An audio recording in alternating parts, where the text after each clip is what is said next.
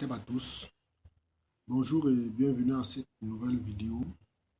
Je vous remercie d'entrée de jeu pour ce temps précieux que vous consacrez à me regarder, à m'écouter. Ça veut dire que ça vous intéresse et puis ça ne peut que nous encourager. Je vais rentrer directement dans le vif du sujet.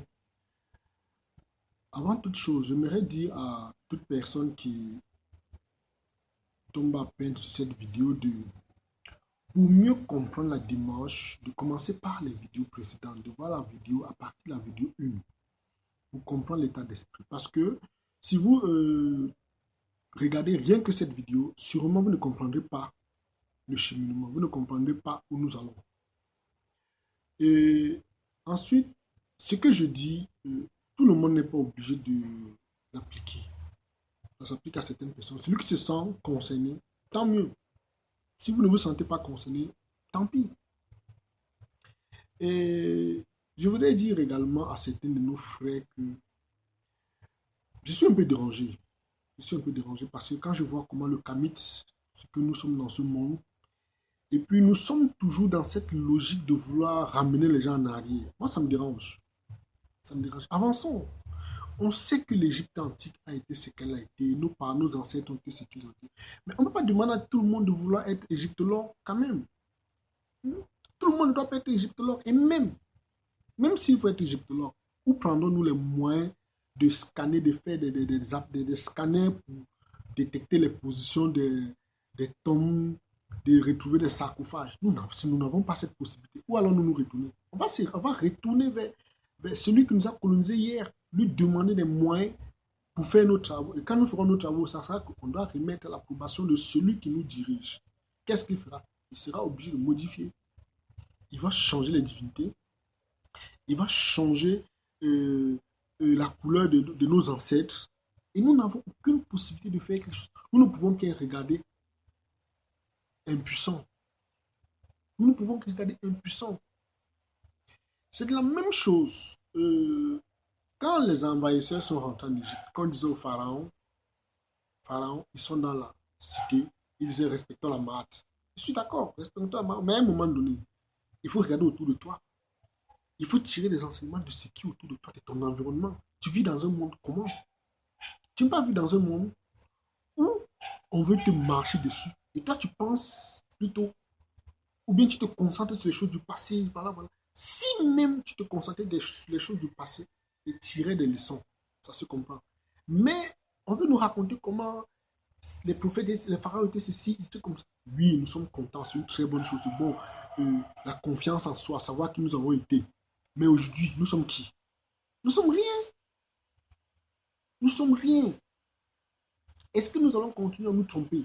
Est-ce que nous allons continuer à nous leurrer? Non. Je suis d'accord avec certains professeurs, les gens qui font des recherches, je suis totalement d'accord. Mais il faudrait comprendre également que nous avons besoin de cette capacité financière. Pourquoi la plupart de nos chercheurs sont en Occident? Pourquoi? Parce que soit c'est là-bas qu'ils se sentent à l'aise, ou bien c'est là-bas qu'il y a beaucoup plus de les objets de leurs recherches. Et puis la majorité même font des recherches sur des livres écrits par des Blancs, ou bien les livres écrits par ceux qui nous occupent. Il y a quelque chose qui ne tient pas. Donc, je voudrais que les choses soient un peu claires là-dessus. Je suis dans la logique de nous avons été ce que nous avons, mais évoluons dans le monde. Je ne pense pas que les Chinois ont passé toute leur vie à pleurnicher, à dire comment il y a eu la guerre de l'opium, comment les Occidentaux ont mené la guerre, comment les Occidentaux ont fait ça. Ils sont assis, ils ont compris, ils ont élaboré des stratégies, puisque nous sommes dans un monde où c'est la capacité financière qui gouverne. Ils sont dans les moyens, et aujourd'hui tout le monde les adule. Pourquoi nous autres Africains, nous ne devons pas nous asseoir et le faire de la sorte? C'est la raison pour laquelle je demande, qu'est-ce que nous allons faire? Commençons par préparer nos enfants.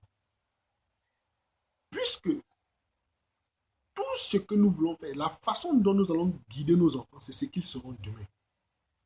Les gens qui prennent les enfants et envoient dans des églises très tôt, c'est normal que l'enfant ait plutôt la connaissance religieuse. Mais si nous éduquons nos enfants à avoir cette mentalité d'être puissants, des gens financièrement riches, en leur donnant des connaissances appropriées, ils seront ce que nous avons prévu. Et puis, apprenons à nos enfants à être des rêveurs. Je vais vous donner un exemple. Comment faire nos enfants être rêveurs? Prendre l'enfant, l'amener hors de sa maison, de votre appartement, présenter les immeubles, tout ce qui est dans la ville. Vous leur dites que les gens qui ont élaboré ces immeubles, qui ont conçu ces immeubles, c'est des gens qui rêvaient. C'est des gens qui ont rêvé et des gens qui ont pu matérialiser leurs rêves. Quelqu'un va rester dans son bureau et se dire, voilà, il faudrait que je construise le bâtiment le plus haut du monde. Et il construit. C'est pas un extraterrestre, c'est un homme ordinaire. C'est un homme qui a mis ses idées en application. Il n'est pas le genre des rêveurs, c'est des rêveurs, il n'y a que des rêveurs stériles qui abandonnent. Il n'y a que. Mais c'est des gens qui rêvaient et ils s'arrangeaient à faire en sorte que leurs rêves s'appliquent. Et puis ils se donnaient les moyens. Nos enfants, nous devons leur préparer de la sorte qu'ils sachent qu'ils sont les meilleurs de ce monde. Faisons les enfants rêver. Et puis sachez que même s'ils ont des rêves, même si leurs camarades de classe ou bien leurs compagnons se moquent d'eux, faites-leur comprendre que il est normal que ceux qui n'ont rien compris se moquent de ceux qui rêvent. Parce qu'ils sont limités. Ils se disent que rêver, avoir un jet privé, c'est impossible. Il y a même des parents qui sont dans cette logique. Qu'un enfant, si un enfant par exemple, on a des parents, si un enfant vient le voir et leur dit, papa, j'aimerais être l'homme le plus riche du monde, papa doit rigoler, ok mon fils, assieds-toi là-bas. Pourquoi vous tuez le rêve de l'enfant? Pourquoi? Pourquoi? C'est quelque chose, il est axé. C'est la seule chose sur quoi activons ce petit truc-là en lui. Activons ça en lui et puis développons, aidons l'enfant à avoir confiance en lui. Aidons nos enfants à avoir cette confiance en lui. Évitons de leur pomper les oreilles tous les jours. Mon fils va à l'école, tu vas devenir esclave après. Arrêtons. Arrêtons. Préparons nos enfants à être des leaders demain. Préparons nos enfants à leur faire savoir que c'est eux les meilleurs. Ils ont été meilleurs hier et ils seront meilleurs demain. Et ils seront meilleurs. Si nous ne commençons pas aujourd'hui, ce sera difficile. Je comprends pour certaines personnes qui il sera difficile de changer parce qu'ils sont dans un système depuis, par exemple, peut-être 40 ans ou 50 ans, ils sont dedans. C'est tout ce qu'on leur a appris. Mais il sera difficile pour eux de changer. Il y a de quoi leur esprit oppose des réticences ou des résistances. Mais vous, si vous ne pouvez plus le faire, enseignez vos enfants de grâce. Enseignez vos enfants. Si vous avez échoué, je le dis, si vous avez échoué, ayez le courage de regarder. N'entraînez pas nos enfants, n'entraînez pas vos enfants dans cet échec. Ayez le courage de les entraîner dans la bonne voie. Ayons ce courage de dire à nos enfants que c'est eux les meilleurs, que c'est eux qui vont diriger ce monde demain. Donnons-leur les connaissances appropriées. Donnons-leur cette connaissance. Parfois, les rêveurs, quelqu'un qui a des ambitions, lorsqu'il dit à des gens qui ne sont pas rêveurs, ces gens ont tendance à demander de le suivre de près. Certains même le recommandent d'aller consulter un psychiatre. Parce qu'ils n'ont pas ce truc-là, on a tué ça en eux. Ils n'ont pas cette capacité de rêver. Aujourd'hui, nous voyageons dans des avions. C'est parce que quelqu'un est resté, il s'est dit, je peux voyager dans l'air. Il a conçu quelque chose dans ce sens. Aujourd'hui, je vous communique, je vous parle à partir de chez moi, de l'Afrique. C'est parce que les gens sont restés, ils se sont dit, il faudrait qu'on trouve un moyen de communiquer sans se voir. De communiquer sans personne intermédiaire. Et puis aujourd'hui, ils ont développé tout ce que nous avons, cette technologie. C'est parce qu'ils ont rêvé. C'est parce qu'ils ont pensé grand. Je sais que certaines personnes me parleront de déplacement déplacement temporel, j'oublie le terme. Nos parents avaient l'habitude de se déplacer d'un moment à un autre, d'un endroit à un autre. J'oublie l'expression. Mais matérialisons cette technologie. Donc, je voulais également vous demander d'apprendre à nos enfants de ne pas reconnaître l'échec. Et leur faire comprendre qu'un échec non reconnu n'est pas un échec. Nous apprenons, on a cette logique, on a cette manie de voir parfois nos enfants, un enfant qui fait quelque chose, peut-être même les jeux de domino, ça ne marche pas. Maman, je ne peux pas, on dit, ok, mon fils arrête, il n'y a pas grave, c'est pas grave, il faut laisser tomber. Demandons à l'enfant de recommencer le plus possible. Ça forge en lui quelque chose de créatif. Qui ait cette possibilité, qu'il ait cette envie de tout le temps recommencer. Je vais prendre un exemple. Quand nous étions jeunes, euh, on avait cet esprit de créativité. Qu'aujourd'hui, ça a disparu carrément. On avait cet esprit de prendre nous appelons ça les sandales.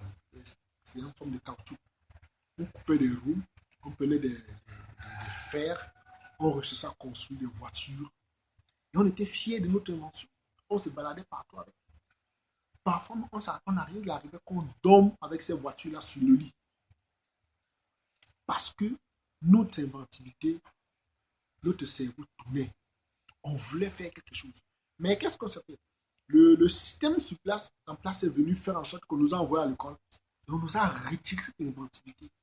Je sais que les gens de ma génération, peut-être bien avant moi-même, sauront de quoi je parle.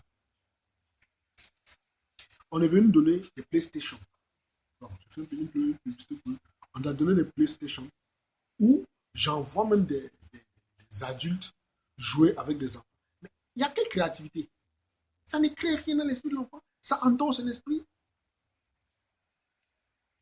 Quelqu'un veut, il ne crée rien. Son cerveau ne travaille pas. Faisons le cerveau de nos enfants travailler de façon manuelle. Donnons-lui les méthodes de création de quelque chose. Mais nous autres, puisqu'on nous a ramenés dans ce système, je dirais un système machiavélique, nous nous sommes habitués et nous en sommes fiers. Nous refusons de voir qu'il y a des pièges. Il y a de très grands pièges.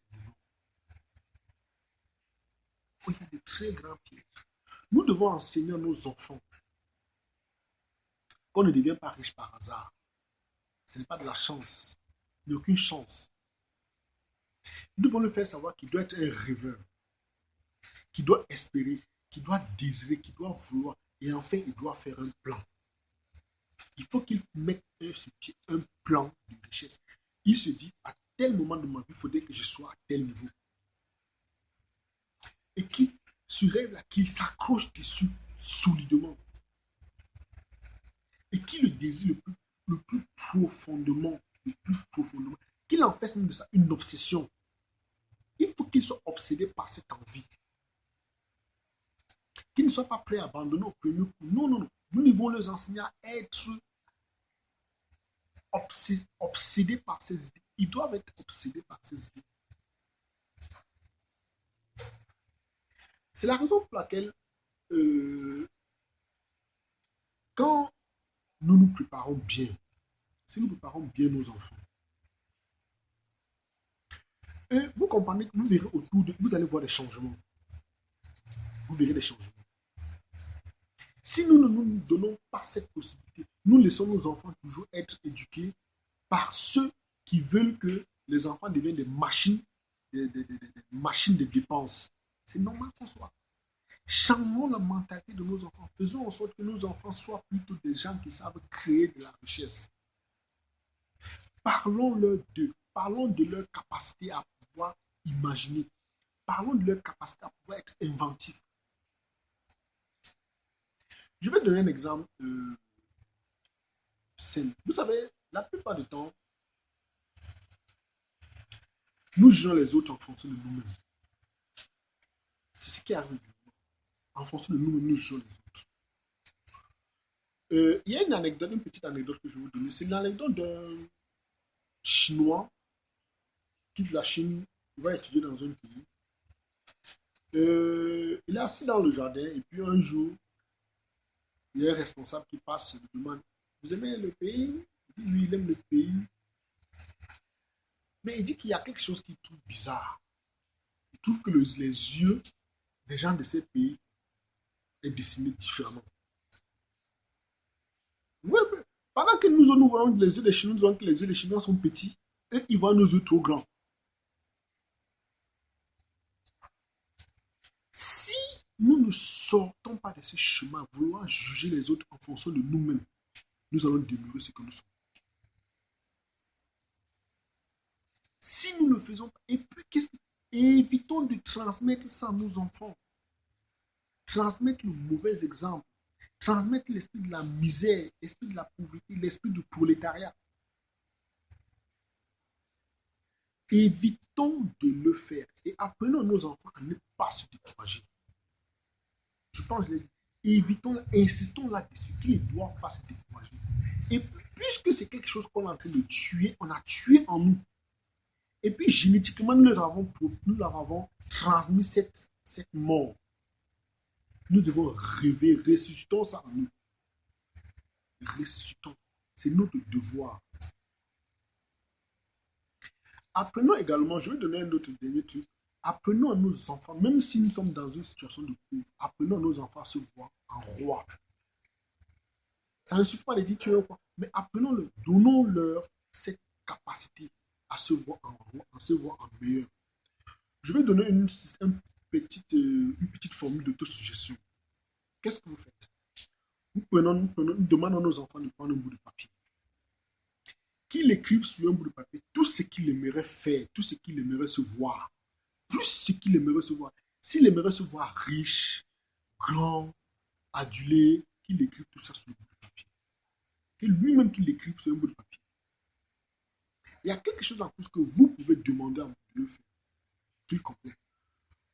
Vous pouvez demander à l'enfant d'écrire sur le papier que je suis le meilleur. Je serai un homme riche ou bien je suis un homme riche. J'ai la capacité de développer tout ce que je veux. Ça, c'est des suggestions que vous pouvez lui donner de mettre. Et qu'il écrive ça en grosse caractère.